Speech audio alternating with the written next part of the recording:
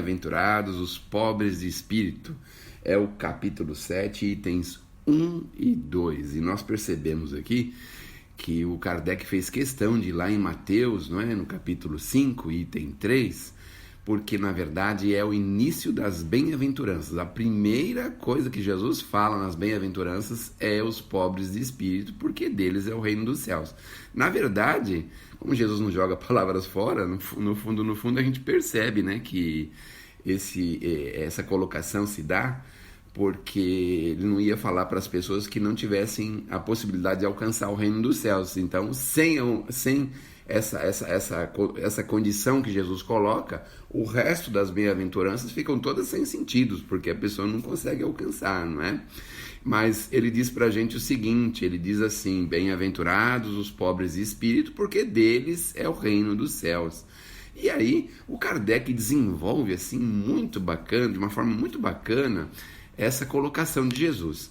Bom, o que a gente percebe aqui é que o tema central desta mensagem do Evangelho é justamente a humildade. E é o combate a todo o orgulho em qualquer direção que a gente possa ter.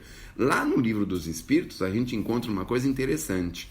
A gente encontra que, na verdade, nós temos que dirigir todas as nossas armas contra o orgulho.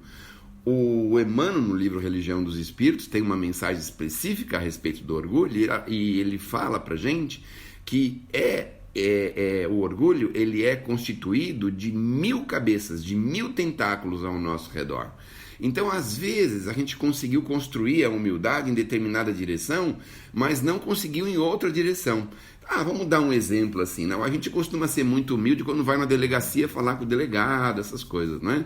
Mas quando a gente vai pegar um atendente de balcão, por exemplo, do restaurante, ou do bar, ou de algum lugar, a gente ainda não conseguiu construir a humildade, não é mesmo? Por que será, não é?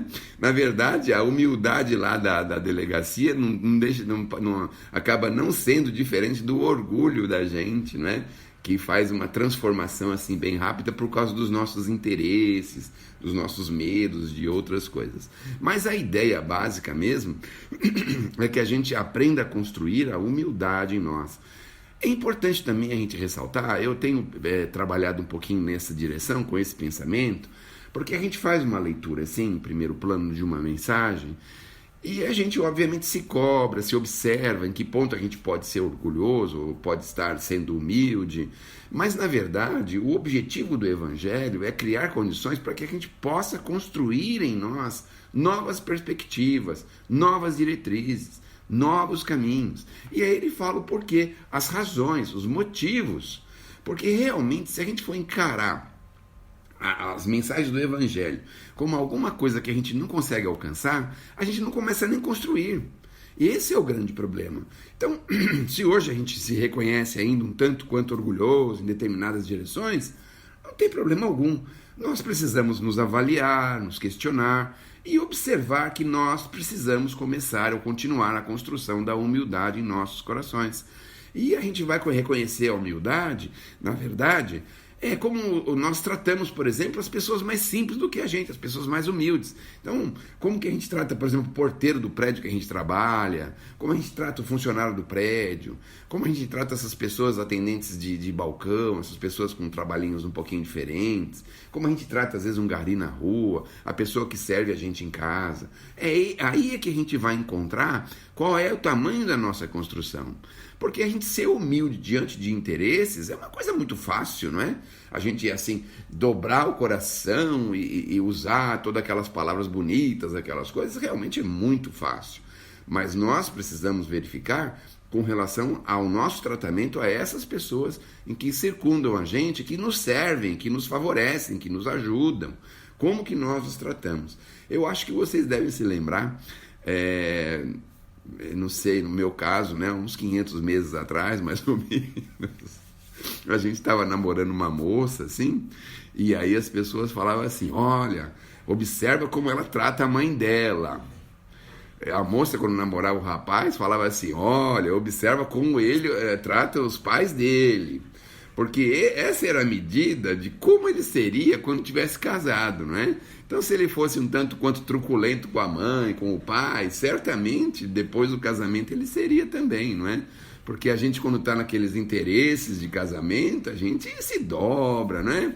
Tira lá de dentro uma personalidade, veste ela e vive ela assim, tudo bonitinho, arrumadinho, cheirosinho, né?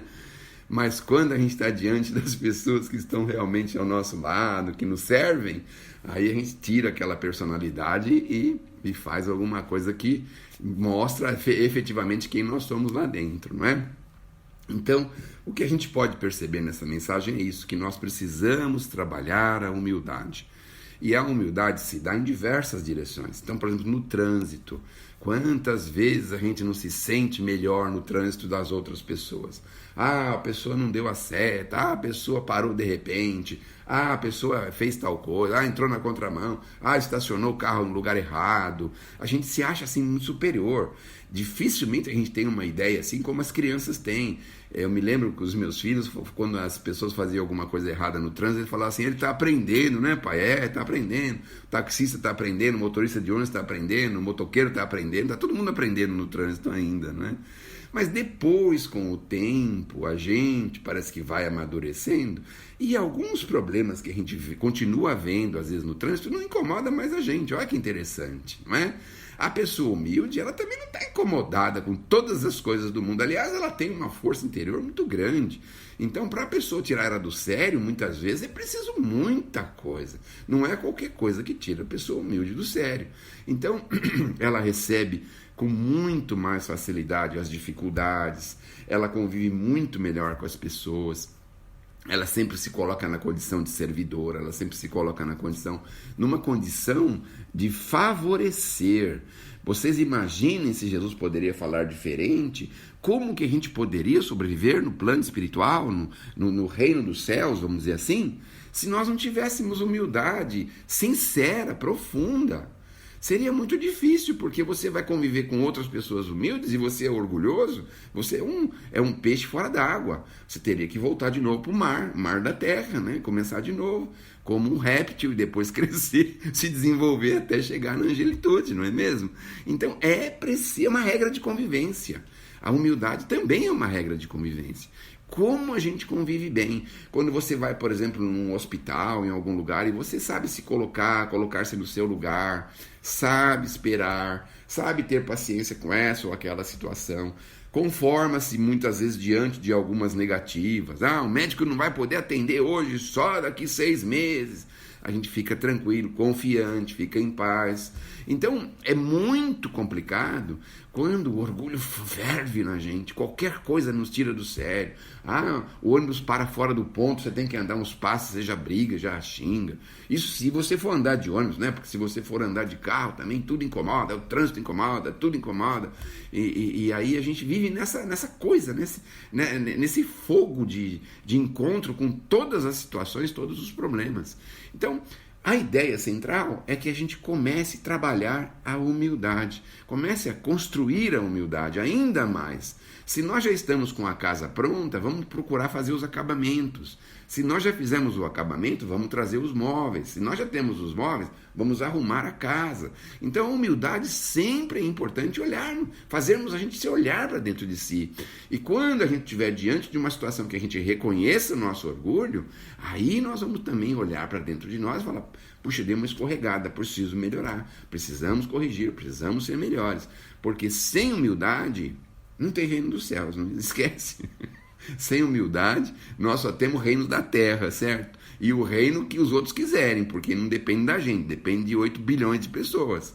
Então, com humildade, nós temos o reino dos céus. Imaginem só assim, a gente receber possibilidades, condições, notícias e a gente ir em direção a essas coisas.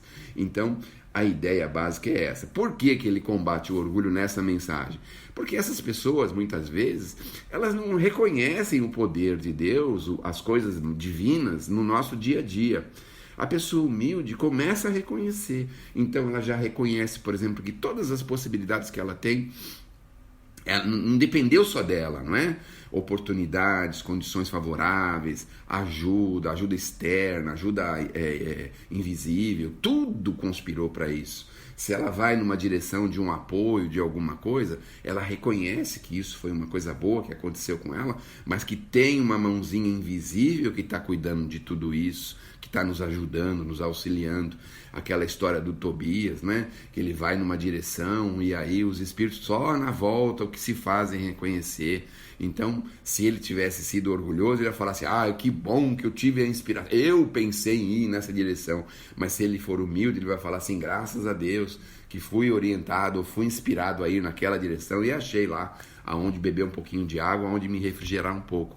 Então, a ideia basicamente é essa, a gente reconhecer o poder divino, porque imagine, né, quando a gente vive só por si.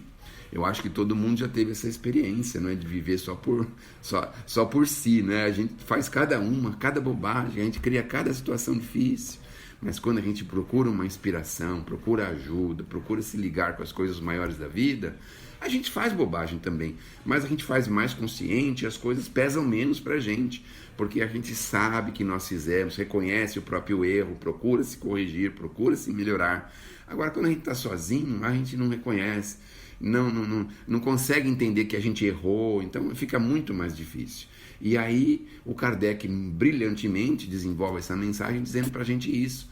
No final ele ainda fala pra gente, não é? Que na verdade, né, o que nós precisamos é entender essa condição de humildes, porque ele finaliza aqui o texto dizendo assim, né? Mais vale, pois, que o homem, para a felicidade do seu futuro, seja pobre em espírito, conforme entende o mundo, e rico em qualidades morais. Então, é importante quando a gente reconhece essa humildade, porque no fundo, a gente se reconhece filho do Criador, olha só. E não é só filho do Criador, não, nós somos herdeiros do universo. Então, até as heranças materiais, a gente vai falar assim, estou mais interessado nas heranças espirituais do que nas heranças materiais.